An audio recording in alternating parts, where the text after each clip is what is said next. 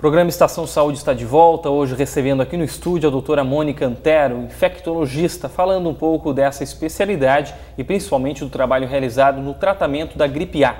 Antes de a gente continuar falando sobre o tema, uma dica importante para você agora com o Dr. Mário Caporal, que sempre traz orientações importantes no nosso programa.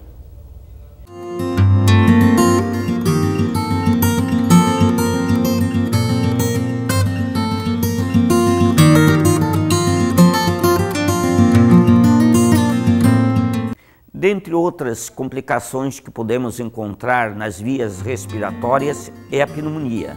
Estamos numa época de estação fria, onde o frio muitas vezes pode nos debilitar, diminuir a nossa resistência orgânica e favorece aos germes oportunistas, causando muitas vezes uma inflamação nos pulmões. A pneumonia nada mais é do que uma inflamação das vias respiratórias, acometendo tanto os brônquios, assim como o parênquima pulmonar.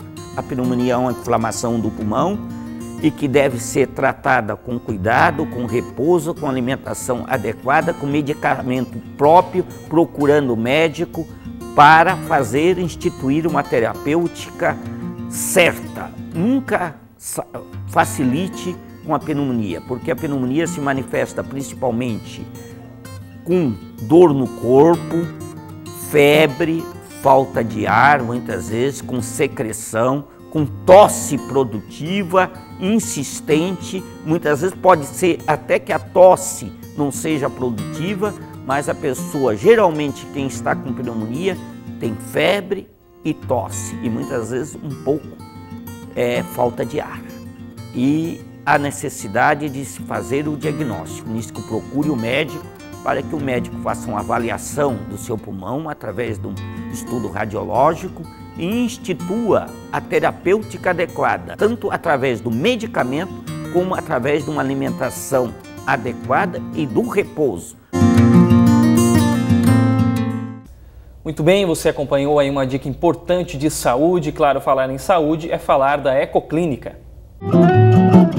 Excelência em diagnóstico por imagem em ultrassonografia, mamografia digital, raio-x digital e densitometria óssea. A clínica atua há mais de 28 anos e atualmente atende nos municípios de Tubarão, Capivari de Baixo, Braço do Norte e Armazém. É também a única clínica do setor a receber o selo Nota 10 da Vigilância Sanitária. A Ecoclínica também possui equipamento moderno para ultrassom 4D. Você, futura mamãe, pode ver com detalhes como está o desenvolvimento do seu bebê e, claro, antes mesmo dele nascer, já saber com quem será parecido. Ecoclínica investindo na saúde para melhor atendê-lo. Mais informações e agendamentos pelo telefone 3622-2355. Eu quero continuar a falar agora com a doutora Mônica Antero, ela que é infectologista, nossa convidada de hoje, falando propriamente sobre as doenças infecto-contagiosas. Doutora, voltando a falar sobre a gripe A, né? Sim. A gente falou inclusive, terminamos falando da questão da vacina, né? E essa é uma questão interessante. Muita gente lotou as clínicas particulares, os postos de saúde em busca de vacinação, né? Sim. Quem toma vacina é imune à doença? Como é que funciona essa questão do vírus também, se sofre mutação ou não? Vamos esclarecer um pouquinho para quem está em casa essa questão. Tá. Então, a vacina, ela tem, a gente fala, uma grande eficácia, então em torno de 70% a 80% a gente chama de soroconversão, que é quando a pessoa fica imune ao vírus. Só que, na verdade, o que a gente fala é que a pessoa precisa ser vacinada todos os anos. Então, eu estou imune, quando eu me vacinei, aos vírus que a vacina cobre este ano. Então, não para o resto da vida, para as gripes que eu eventualmente venha a ter. Então, este ano a gente teve um padrão de vírus, foi que eu vacinei, o ano que vem eu tenho que vacinar de novo. Porque o vírus, ele sofre mutação. Por mais que a gente diga que tem o H1N1 e que ele é um tipo de vírus, ano que vem ele pode continuar sendo H1N1, mas tem uma mutação em alguma proteína do vírus que faz com que a gente não tenha mais imunidade no próximo ano a esse mesmo vírus deste ano. Então ela precisa ser vacinada todos os anos.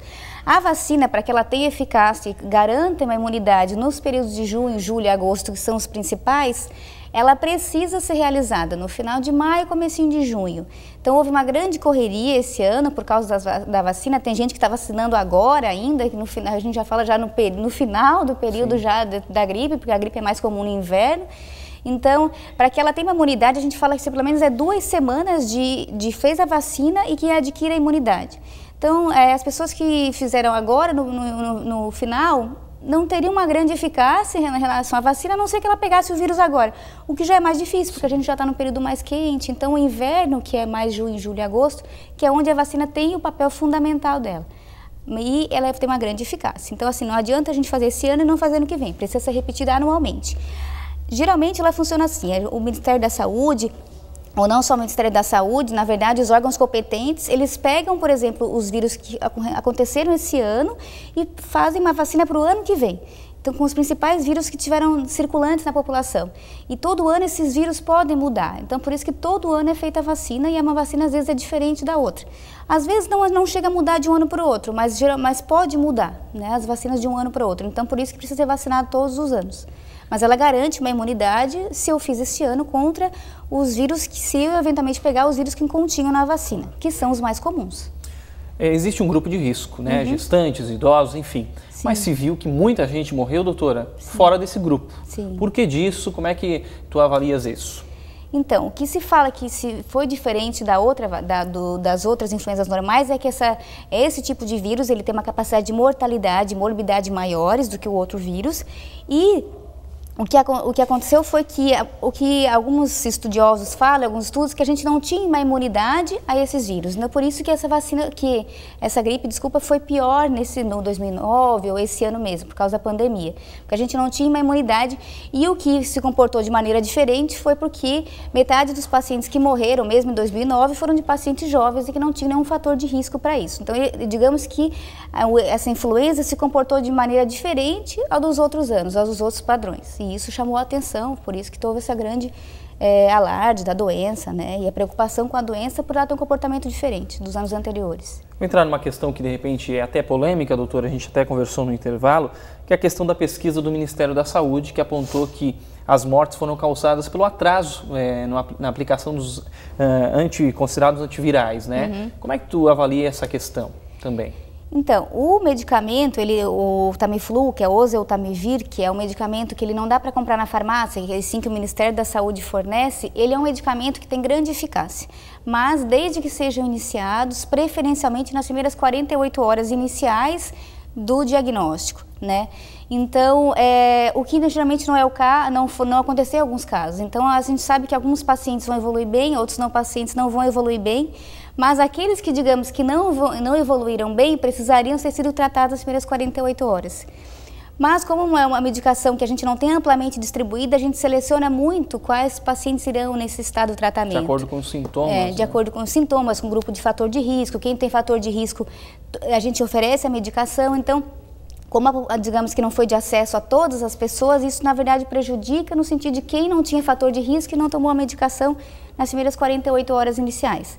Ela faz efeito até 72 horas do início dos sintomas, mas as 48 horas iniciais fazem com que mude bastante a sobrevida do paciente, né? E em alguns casos, então, houve um atraso de diagnóstico, atraso da medicação, então isso favorece sim para a mortalidade. Doutora, existe alguma pesquisa ou de repente comprovada cientificamente a aplicação desse medicamento em gestantes pode levar algum risco para o feto ou não? Então, as pesquisas que foram feitas dizem que não. Não houve nenhum caso que teve um risco de, a gente fala de teratogenicidade, que é quando prejudica o feto. Então, todas as gestantes que tomaram o medicamento não tiveram nenhum problema com isso. E é até bom que tomasse justamente porque é um grupo de fator de risco, a gente chama, então, quanto precocemente tomar a gestante, melhor, porque não compromete ela e o bebê, né? Tá certo. Bom, o Estação Saúde faz uma pausa, a gente volta a conversar no próximo bloco um pouco mais sobre a questão da gripe A e outras doenças infecciosas, que é o nosso tema de hoje. Voltamos já, não saia daí.